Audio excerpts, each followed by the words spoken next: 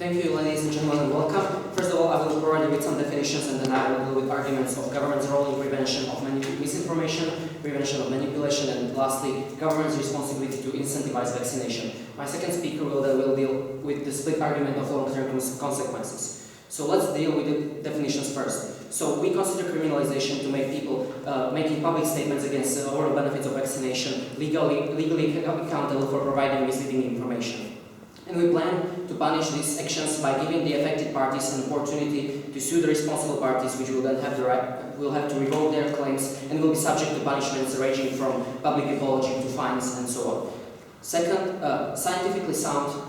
We consider this as a resulting of cooperation of recognized regional or international medical organizations such as CDC, WHO, or FDI, and thus scientifically unsound claims are these that lack the backing of one of these major recognized scientific organizations, and their scientific value will be subject to dispute. Point of information, sir. No, thank you. Will be subject to disputes in trial proceedings.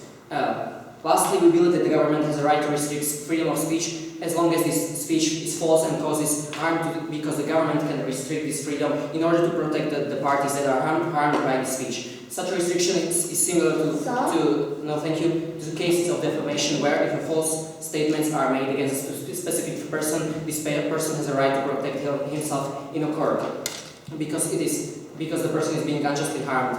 Thus, if the government has the right to restrict freedom of speech in cases where individuals hurt, if we prove that when cases of claims against vaccination harm the whole society, it is our responsibility and our duty to criminalize such actions. So now let's move on to the individual arguments. First of all, government should prevent misinformation because it is hard for people to orientate the whole vaccination discourse. First of all, no, thank you.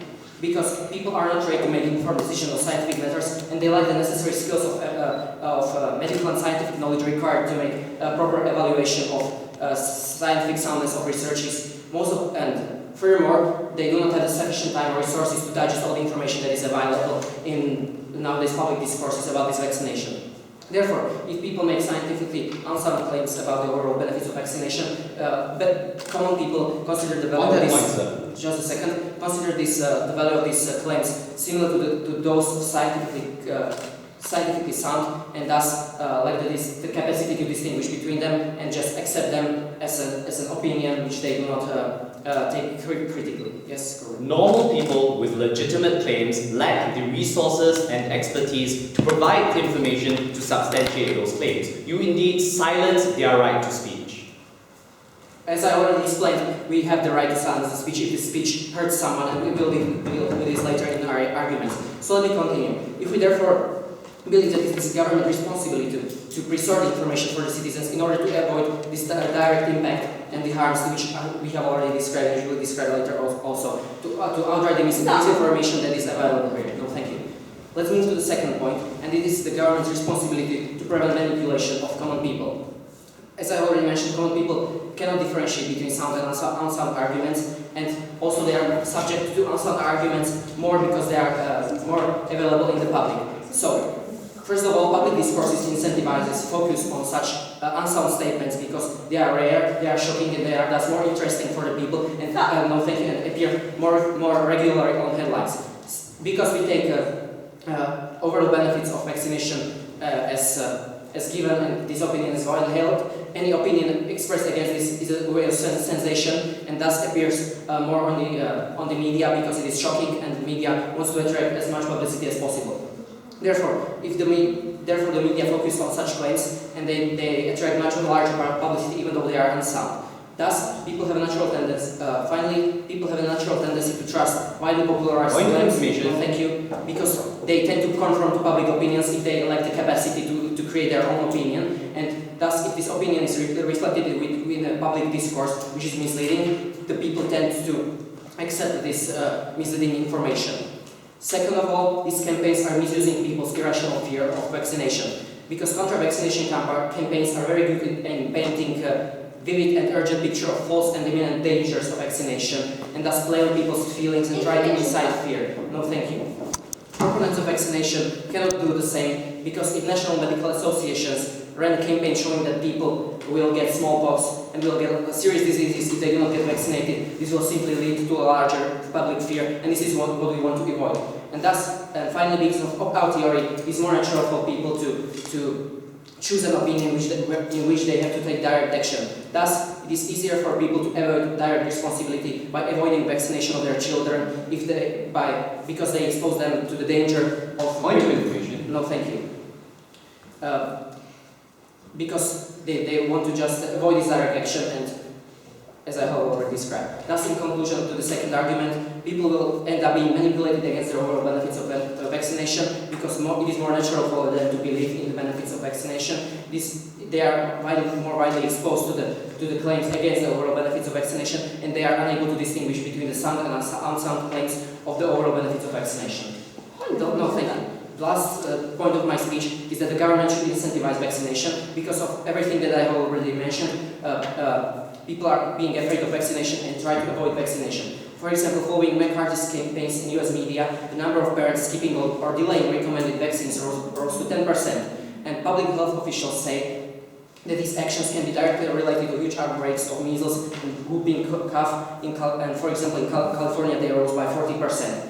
Also in 2012, 700 deaths from smallpox were caused by decreasing vaccination in UK following the rise of anti-vaccination campaigns. Thus, vaccination is very important. First of all, for individuals, because they protect them from diseases. According to 2003 report by researchers at the Pediatric Academic Society, childhood vaccinations in the US prevented about 10.5 million cases of infectious illnesses and 33,000 deaths per year. And this is also beneficial for society because of the principle of herd immunity, where the society needs to reach a certain threshold of immunized people in order to eradicate diseases and prevent spreading of these diseases. Thus, everyone who does not get vaccinated exposes to dangers not only himself but also third parties as well, because he contributes to the spread of the diseases and therefore endangers people who are either too young, too old, or too weak to get vaccinated, or suffer from immunodeficiencies so that they cannot get vaccinated. Also, if the diseases are spread, doctors are still obliged to treat them and thus can contribute to mutation of these diseases by developing resistance to certain antibiotics and antibodies and so on.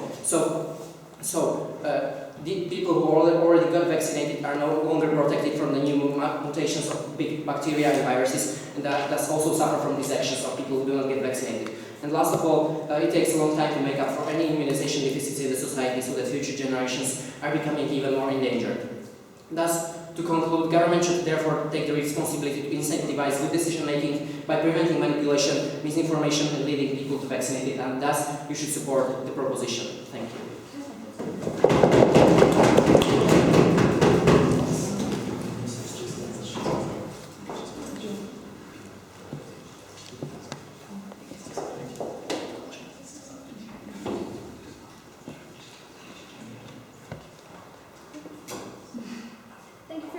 I invite the first speaker of the opposition to open the case. Here we go.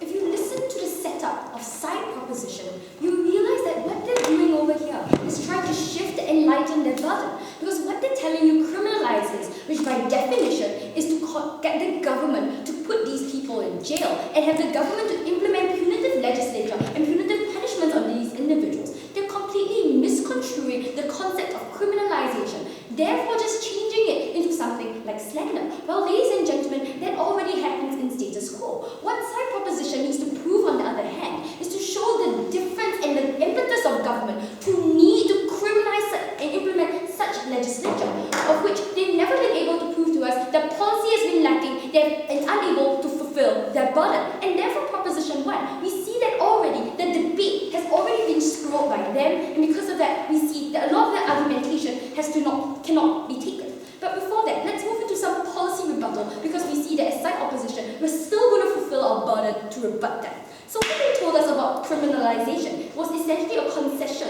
that sometimes there might be a possible good to vaccination, there might be some possible harm to vaccination, because what we see is that this case needs to be heard by a court of law. And we think that it's a principal concession on their side that vaccines sometimes can be bad.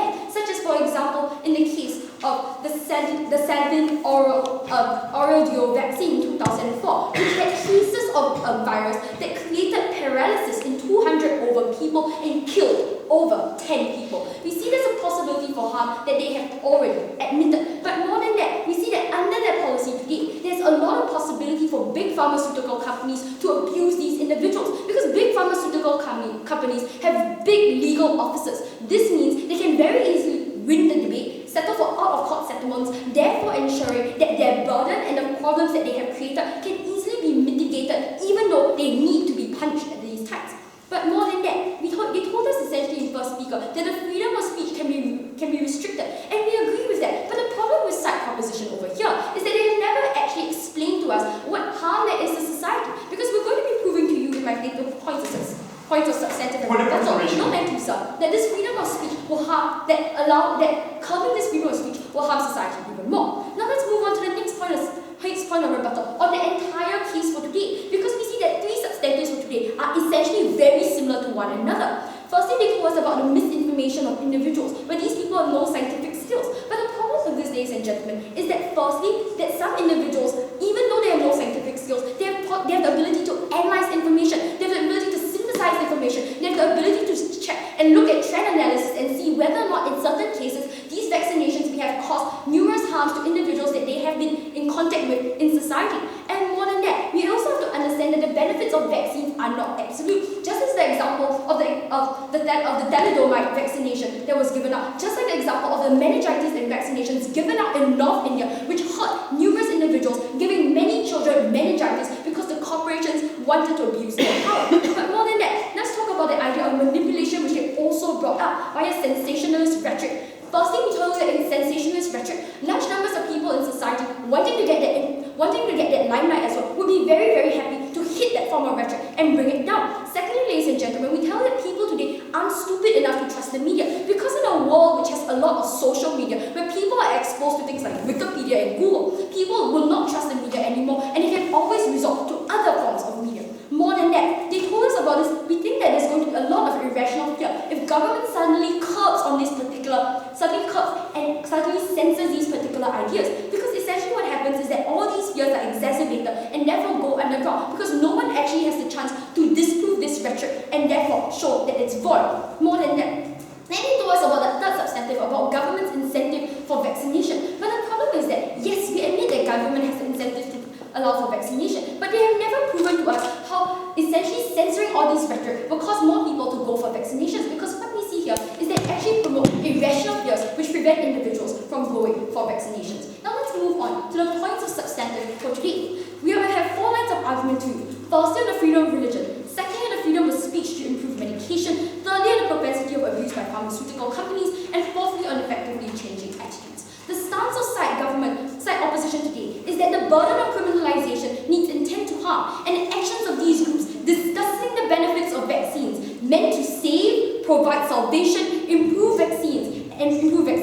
Therefore, criminalizing their views is disproportionate and unjust. Moving on to our points of substantive. The main idea of my first point is that the state should never censor debate on the benefits of vaccines, especially when they are the core tenets of certain religions. We must understand the dichotomy of religious organizations. The first, conservative groups which propagate body integrity and anti-vaccinationism.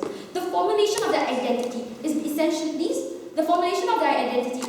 is hinged upon evangelizing and showing that such anti-vaccination rhetoric is the benefits of vaccines cannot be pigeonholed into physical health, but must also consider one's spiritual and emotional well-being. This is as these individuals value conforming to their religion, and as such, censoring their views and beliefs, preventing them from evangelizing, harms the quality of life and prevents their self-actualization. The second are religious groups, non-governmental organizations, which go into these groups and provide charity work for these individuals.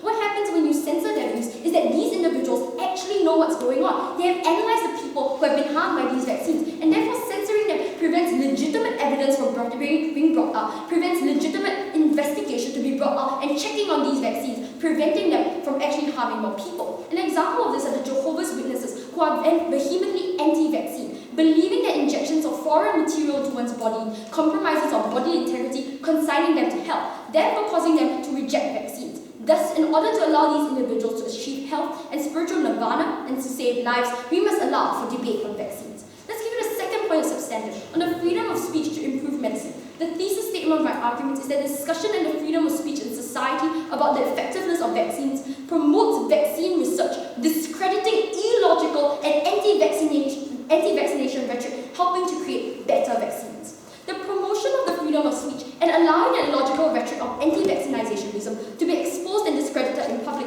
causes people to be disincentivized from adhering to anti-vaccination rhetoric, therefore showing that all the misinformation and all the sensationalization that side proposition has brought up essentially falls in the marketplace of ideas, therefore pushing individuals to get vaccinated. Furthermore, we have to understand that vaccines are not a panacea for curing diseases, and hence the effects of such diseases can only be mitigated via the improvement of vaccines that comes via discourse. Therefore, pharmaceutical corporations gain the incentive to improve on their vaccines via devoting research to these fields because of this discourse alone. Corporations, because they want to maintain their market base and fearing that such debates will cause individuals to shift to other brands, therefore want to improve. When discourse is criminalized, individuals are silenced, fearing punishment, infringing on the individual's freedom of speech, removing all discussion and opinion on the improvement of vaccines, therefore causing less people to take, therefore via discourse,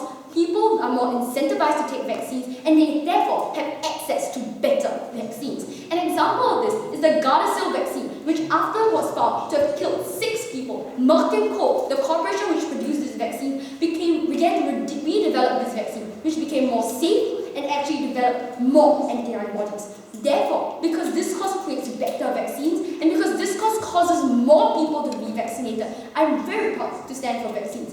Therefore, what have we shown for you today? We've shown you today that discourse is good in helping more people go to take vaccines, in helping benefit vaccines, and also in protecting the freedom of religion.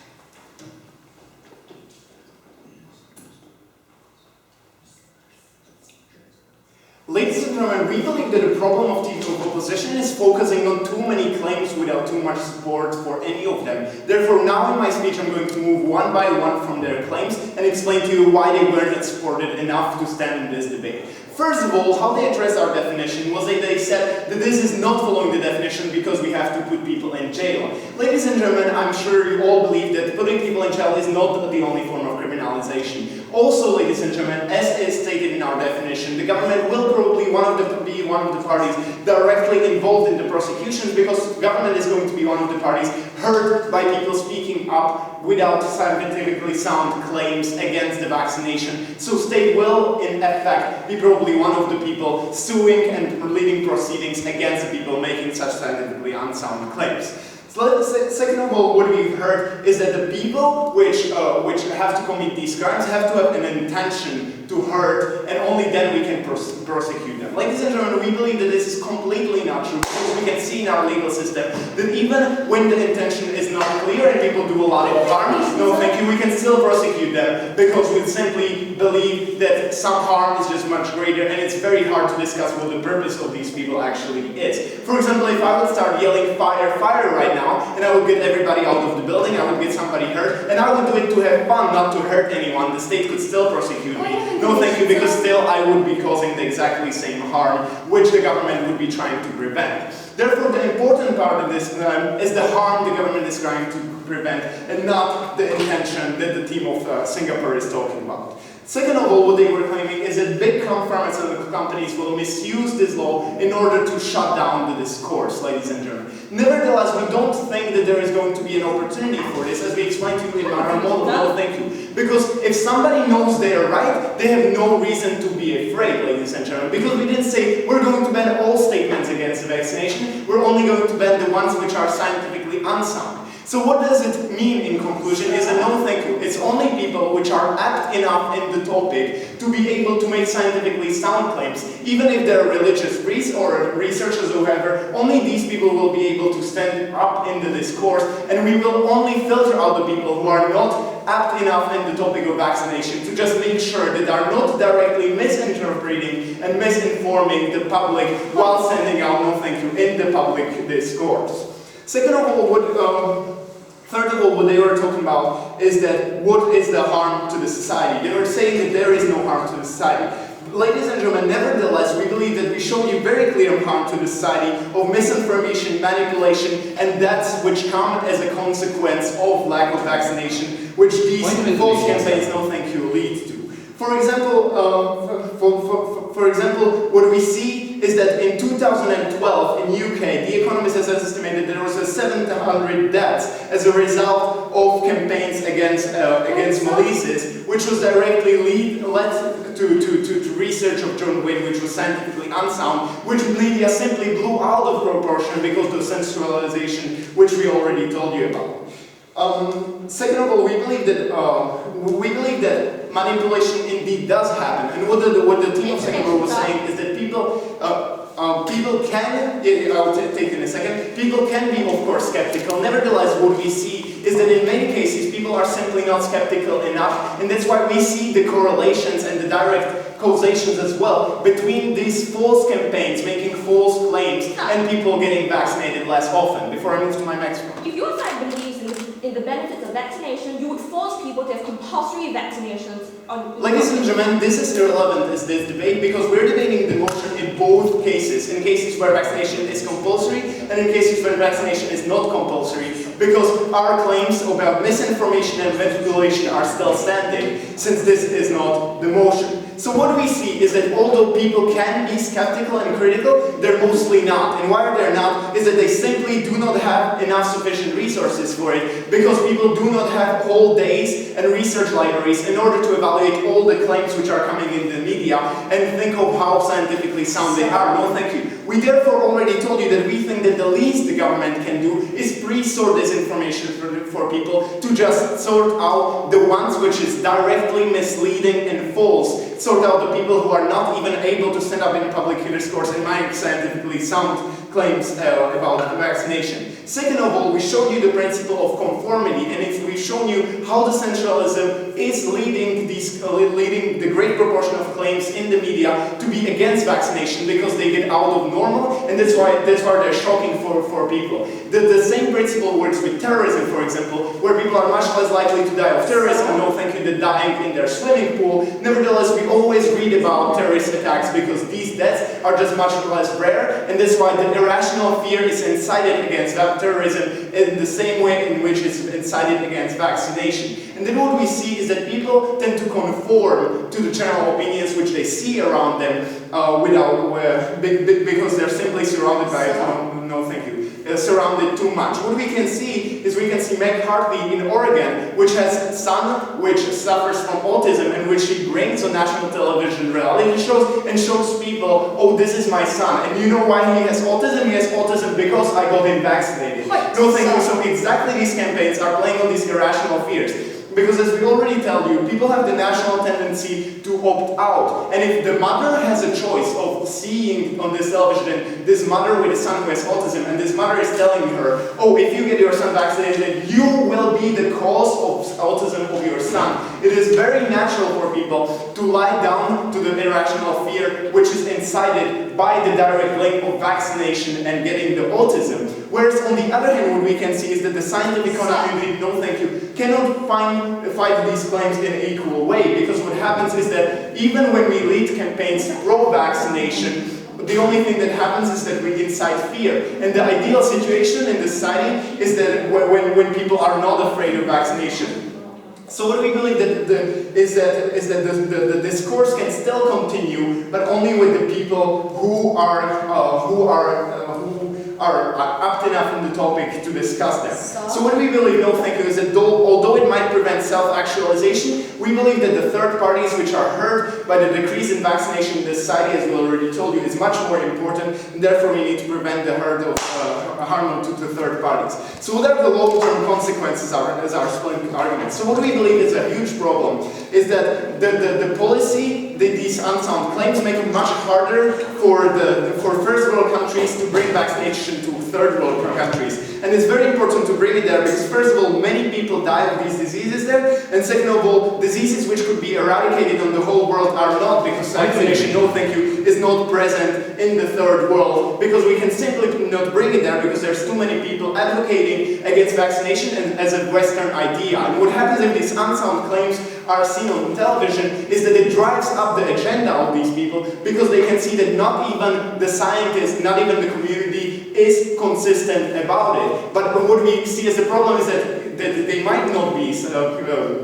about it. The problem is that these claims are false, and therefore these people are bringing fake agenda, which leads to immense human suffering of people and children dying in these countries, and the world not being able to continuously eradicate diseases. So ladies and gentlemen, if you agree that we can still have public discourse if people simply make sound claims instead of false claims, please vote for proposition.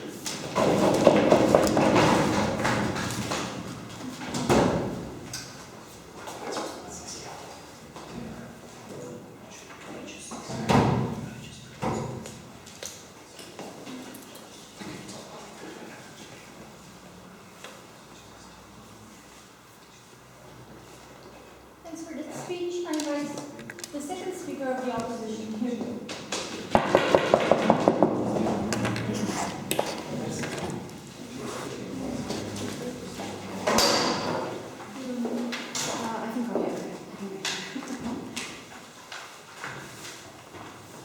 On the side of opposition, we stand for free discussion on vaccines, open discourse that is truly able to convince people as to their benefits. But their side never understood this model. It began when they never understood our earlier points of information. If they were so confident about vaccines being effective in the societal context, why not make them compulsory? Because this was analogous to silencing any form of doubting their benefits. Why would you deny an individual the right to report a legitimate claim if he or she lacked the resources, the enormous amounts of resources, the burden that they place on these individuals to even do so in the first place? We heard no response to any of this. The greatest flaw in their case was that they were fundamentally afraid of any discourse happening, because they immediately assumed that the proliferation of disinformation necessarily led to the misleading of the public and direct harm to occur. But they completely neglected the presence of a countervailing force in society. We live in a world where the scientific community is increasingly vocal and seeks to inform the public on key issues as much as possible, an instance being vaccines. We have science popularizers, personalities such as Neil deGrasse Tyson and Bill Nye, forwarding correct scientific information to the public, ensuring that they are not deliberately misled by all of these claims. Using their own example of Jenny McCarthy, in stating these claims about autism, she was ridiculed by the scientific community, ridiculed by society at large, and thus any harm that came from her was immediately countervailed. Conversely, if their policy had been in place, they would simply silence the views and allow it to propagate at an even more pernicious level, preventing any rebuttal and any form of persuasion to give place. Let's deconstruct their case with two big questions. Firstly, why should the government do it? And secondly, what happens when the government does it?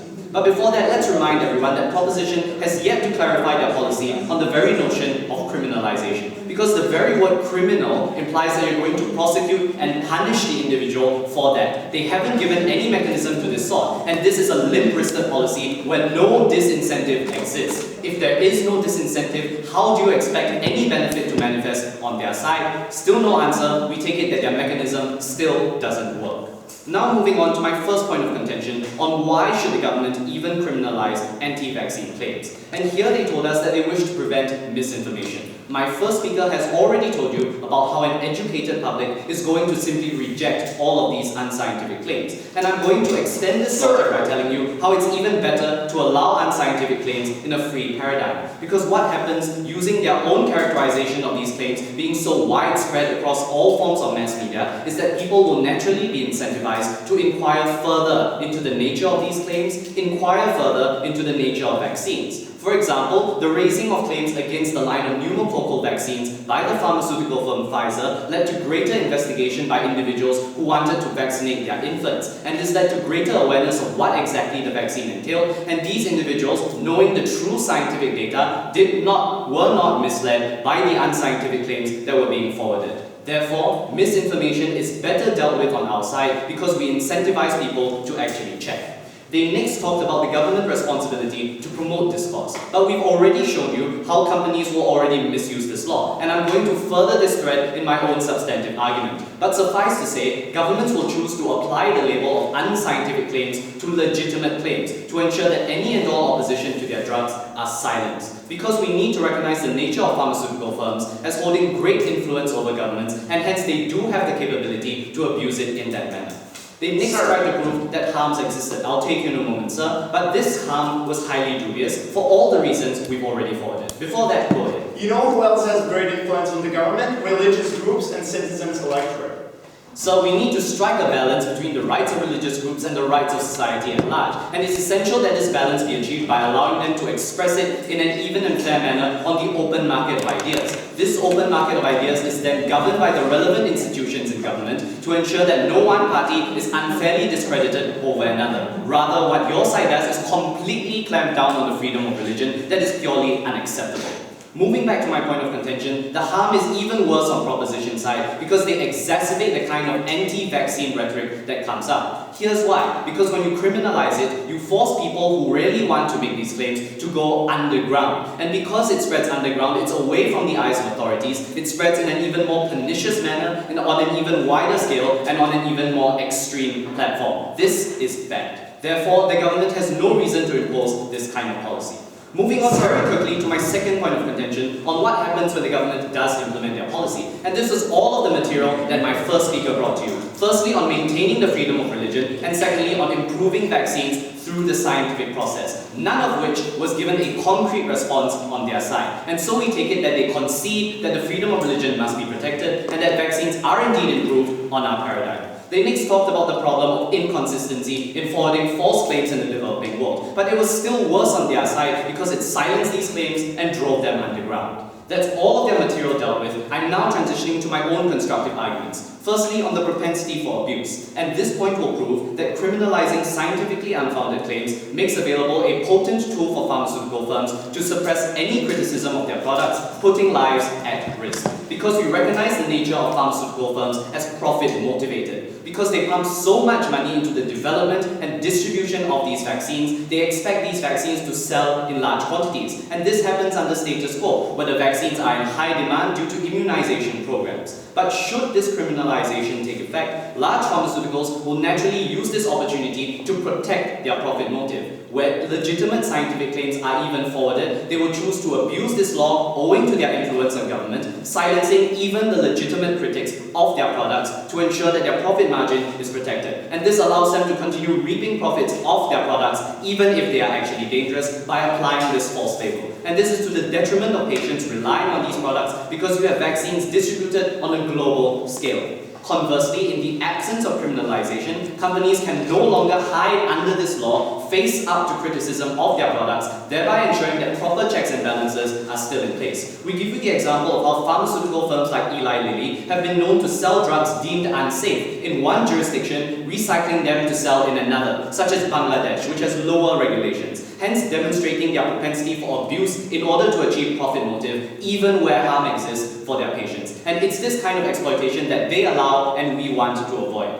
Moving very quickly on to my final argument on more effectively changing attitudes. And this point will prove that rather than outright criminalization, which breeds mistrust, an open discussion of ideas is far better for convincing people as to the benefits of vaccines. Because in status quo, we have active engagement between pro-vaccine parties and anti-vaccine parties. What their side does is remove any and all incentive for the pro-vaccine parties to continue their advocacy, thereby cutting off any discourse on the matter and giving rise to further skepticism from the anti-vaccine lobby. And even more, the anti-vaccine lobby views it as an imposition by law that they should accept vaccines. But this naturally triggers their curiosity, their skepticism. They refuse to believe what the law tells them because they are not given a legitimate scientific reason as to why this is so. And all of this leads to greater dissent and greater opposition to vaccines, which is precisely what we want to avoid. Here's where we draw a parallel to Holocaust denial, where simple cutting off of free speech on the Holocaust in countries such as France and Germany has led to the emergence of new movements such as gesture, which question the logical nature of this legal restriction on Holocaust discourse. Because our side stood on the side that wanted to persuade people as to the benefits of vaccines, rather than cramming it down their throats and incurring greater harms as a consequence, I am proud to stand in opposition.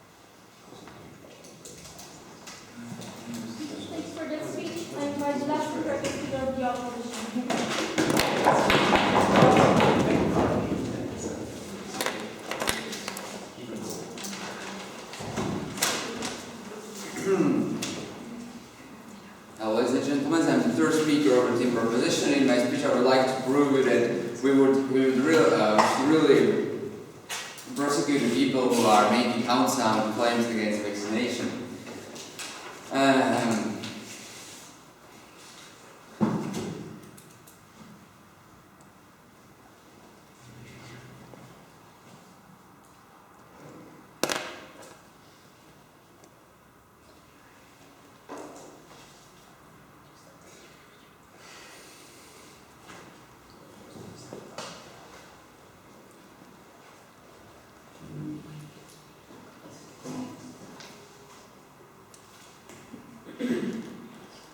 Okay, so I was going to talk about something. So, what we heard from the team of the opposition that we are absolutely declining some kind of a public discourse, which is, however, not true, because as we said in our case, we are still allowing the discourse to happen in a matter of scientific sound versus scientific sound arguments. Well, the only thing we are trying to avoid that the unsound medical research, which can be shown to the public, that we want to avoid that in order to avoid all negative sides of this anti-vaccination movement that we showed you. Because as we were explaining through the debate, where we believe that this anti-vaccination movement is really harming the people, because as my first two speakers were trying to explain to you, it's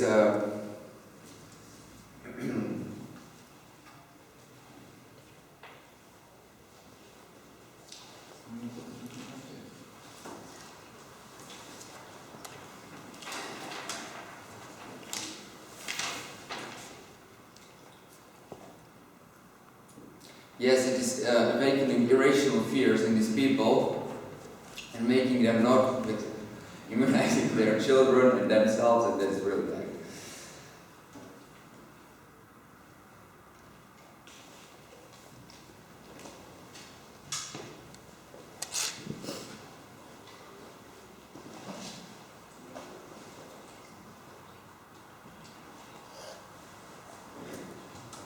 Okay, I think my speech is over.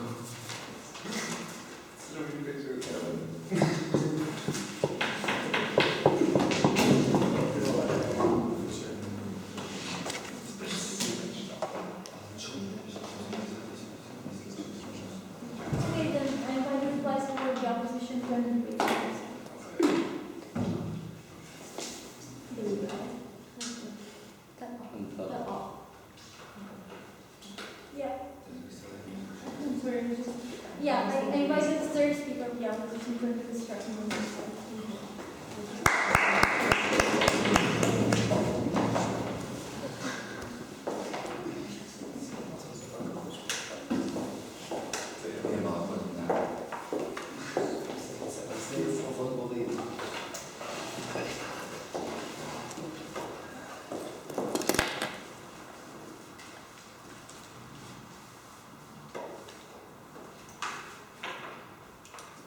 In this age, social media, the internet, proposition decided to assume that people within society cannot make their own decisions when it came to vaccines. That people within society needed to be told one particular dominant narrative as to what is good for you because they believed that vaccines were 100% in every case. This is despite the fact that my first speaker already told you why in numerous cases vaccines essentially weren't foolproof. But more than that, there are just certain individuals who cannot be vaccinated due to reasons such as allergies to vaccines, or for example, they may be too old to get vaccines or too young to get vaccines. These are all legitimate reasons which need to be present within society to inform people on the benefits and pros and cons of vaccines. What the proposition was trying to do was that they tried to claim that the minute you clamp down on these particular sort of scientifically unfounded claims, it suddenly leads to a greater intake of vaccines. But this, never mind that they didn't show the link between how, when you clamp down on such things, it suddenly leads to an improvement within the number of vaccines intake. Never mind the fact that they already said they also do not stand for compulsory vaccination. Therefore, it was an extremely ambiguous link which they never proved within any of their three speakers, which is why it's essentially flawed. Because on our side, conversely, when you allow free discussion and you allow people to choose for themselves what's good versus what is bad, it allows people to change their mindset on the ground, on their own, a substantive, never once rebutted from proposition brought up to you by my second speaker. So let's really examine this debate in two main points of contention.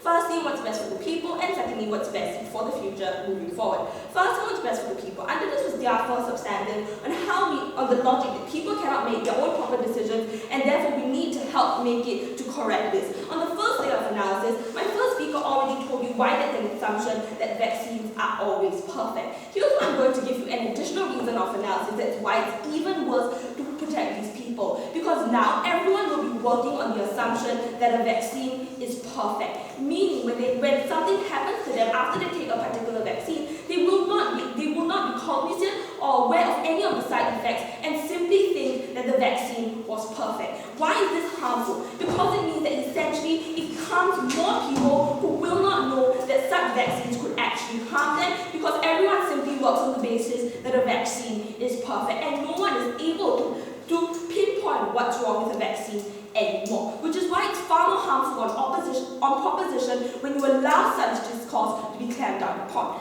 Now let's move on to the second idea on freedom of speech, which was our first substantive, an idea forwarded in proposition.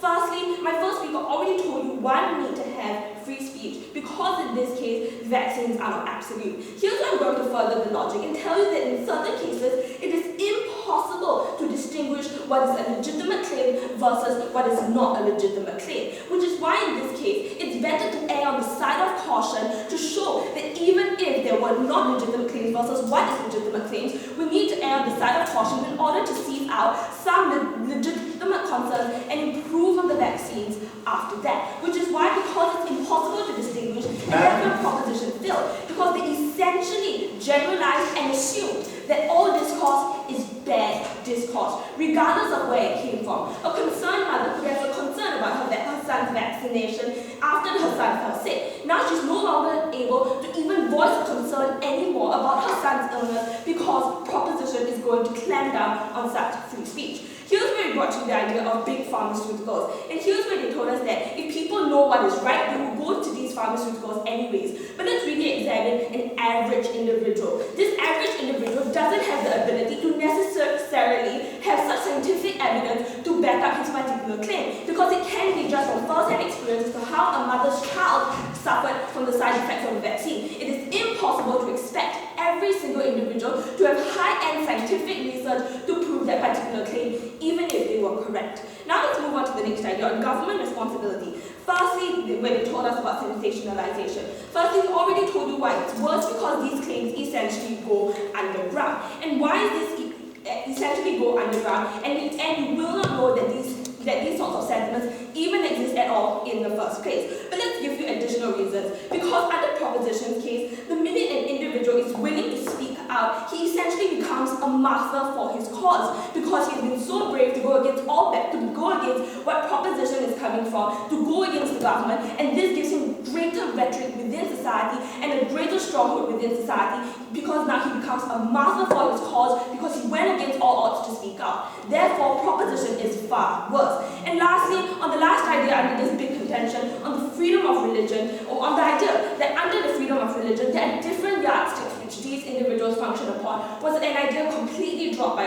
Proposition. They never responded to the logic on how the freedom of religion in this case needs to be upheld, because these individuals have very different yardsticks as to what allows them to actualize within that particular religion. Now let's move on to the second idea on what's best for the future moving forward. Under this is our second speaker's first substantive on the views by large pharmaceutical companies. Again, this was an idea completely dropped by Proposition, but they never responded to how these large pharmaceutical companies, who are extremely powerful, will simply clamp down on all sorts of discourse within society. Now let's move on to the second idea, which was the idea of irrational fear, which they forwarded within their second speaker's first substantive. They told us about the idea of Jenny McCarthy and how people actually believed her.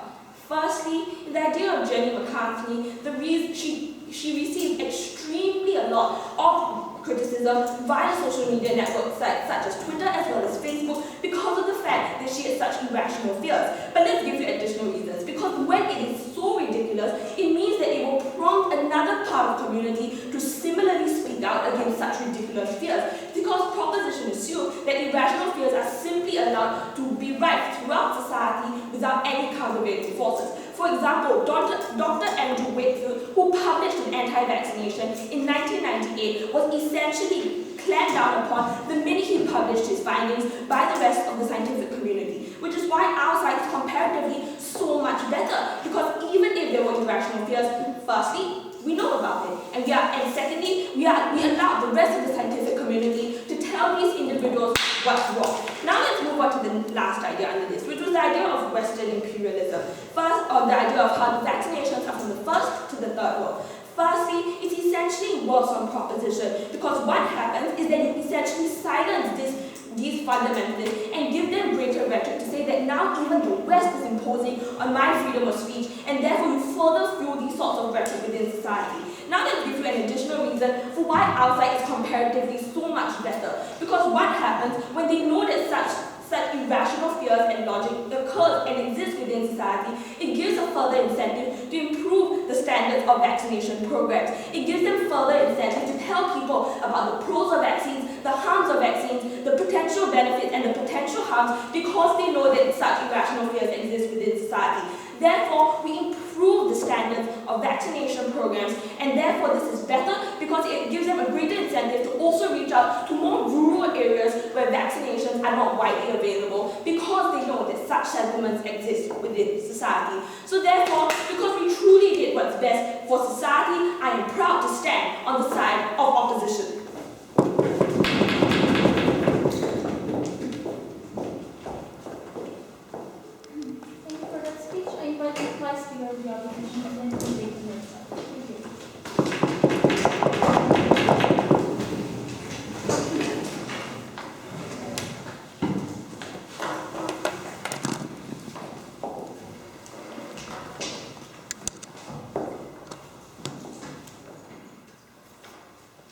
Today's debate presented a very simple dichotomy.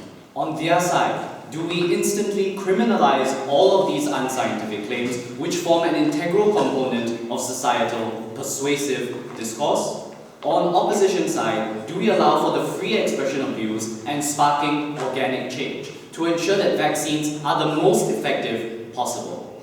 We'll analyze this dichotomy in two key areas of clash. Firstly, is their policy justified? And secondly, is their policy harmful?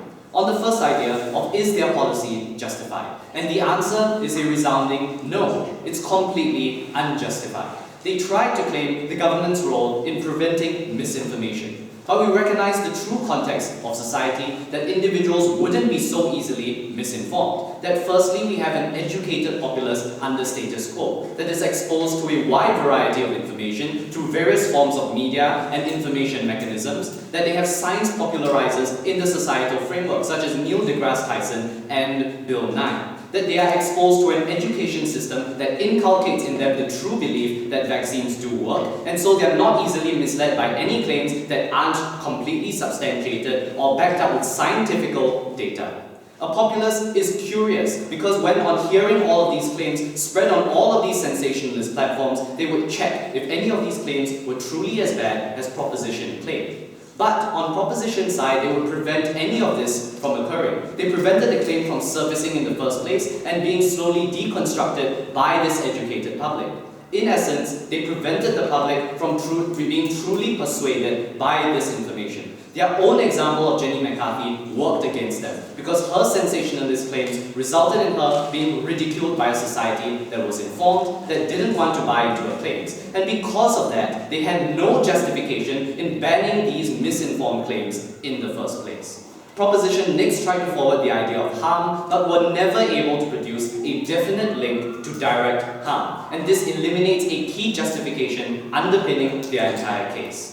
Here's where opposition's own arguments came in. Firstly, on the idea of freedom of religion, how we couldn't curtail the rights of these individuals to freely express their religious opinion and derive benefits insofar as they disagreed with the scientific claims. While it may not have been scientifically substantiated, it was still extremely important to them. And to this end, we heard no response from proposition, and so they acknowledged that their policy was harmful to religious individuals who were prevented from expressing these views that they held dear. In the end, because they had no legal justification and because they had no social justification, their policy was unjustified. This brings me to the next important question. Is their policy harmful? And to this, on opposition, we have constantly maintained, yes, it is harmful. We gave you the idea of imposition because their policy is itself an imposition, sparking further fears of an imposition by legal law, and this sparks more underground discourse that is far more pernicious and far worse for society. We talked about abuse by large pharmaceutical companies because these companies held considerable sway over governments and they would thus use this to protect their profit motive, using the label of unscientific claims to silence any and all claims against their products, even if they were actually harmful. We gave you the idea of improving vaccines, how discourse, unscientific or otherwise, was absolutely essential in making sure that flaws in these vaccines were identified early on, that these vaccines were thoroughly researched and not simply overlooked a priori. All of this material completely dropped by proposition, and because of that they acknowledged to the benefits of opposition's paradigm. Because in the end we ensured the true development of vaccines, that they were distributed to the largest amount of people in the safest manner possible. Because we allowed for discourse to truly change people's minds on the benefits of vaccines. I was more than proud to stand on the side that defended vaccines and free speech.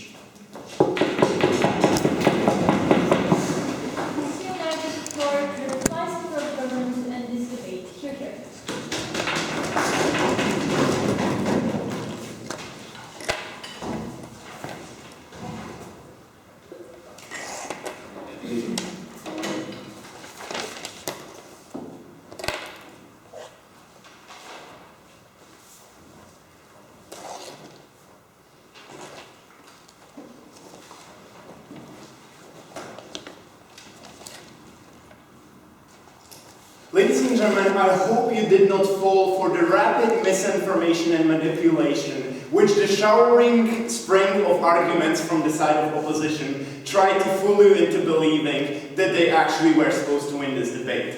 Ladies and gentlemen, first of all, I'm going to explain to you why this policy is indeed justified. And second of all, I'm going to tell you why the discourse under our model is going to be much better than the discourse under their model. So ladies and gentlemen, what we told you is that there is going to be misinformation and manipulation. What they told us to that is that they took our example of McCarthy and totally skewed it upside down. Because what they said is that scientific community stood up and there was a lot of criticism for her and she was ridiculed. This might be true, ladies and gentlemen. Nevertheless, what we already told you in the first speech, that even though there was so much criticism for her, what happened is that still 10% of parents in California, which is exactly the country with good educational system, where people are taught to be critical and think about their claims, delay their vaccination, which led to an outbreak of measles and whooping cough, which was then directly hurting the people in the society, ladies and gentlemen. We therefore believe that the fundamental assumption of the team of opposition is wrong, because they simply cannot assume this perfectly rational deciding society if this example, which is directly in one of the most developing parts of the world with the highest GDP with one of the highest GDP per capita next to Palo Alto, is the one where exactly this was happening. And ladies and gentlemen, if this is happening with California, we can look, for example, in cases in other countries around the world, and we can see how people can be widely manipulated and misinformed, which is exactly what we are trying to prevent. We therefore believe that the government indeed does have the right cause. The other thing which they told you is that vaccines are not 100% effective. Nevertheless, what they try to show is that if we ban scientifically unsound claims against vaccination, this course which is going to go against vaccination will be shut down. No, ladies and gentlemen, because what we believe in is that there can still be discourse which is scientifically sound, ladies and gentlemen. We believe that it's fine if priests do not talk about scientific value of vaccination. They can talk about their beliefs on bodily integrity. But we believe that priests should be making claims about religion, and that is their freedom of religion and freedom of thought and expression. But we believe that when it comes to something as important as vaccination and public health, only people who are apt enough in these topics should be making claims of them. So, ladies and gentlemen, what they showed you is that discourse. What they were trying to show you is that discourse leads to more people getting vaccinated. Nevertheless, how they try to prove this claim is by one isolated example, which they stood against a whole bunch of psychological analysis brought by the team of proposition. Because what we have shown you is that, first of all, it's very hard for people to believe in benefits of vaccination. Because what happens is that by believing in vaccination, what we have to believe in is that we have to believe that digesting and injecting virus or bacteria into our bodies is actually going to help us. And then what we have on the other side are people who are making these claims and are building on our irrational fears of making this direct action causing further harms. Ladies and gentlemen, we can therefore very clearly imagine that the single mother, which is just bombarded by the sensualizations in the TV, because TV is not attracted by some boring scientists which work in their labs and make positive claims about vaccination, which society is hearing about all the time. What the TV is attracted by are people like McCarthy who are going to make these widely popularized claims against vaccination. Ladies and gentlemen, what we think is that there can be discourse against vaccination which is going to be sound, ladies and gentlemen. We believe that there is still going to be enough discussion because we believe in strong rule of law, and people with limited rationality and not absolute rationality, unlike the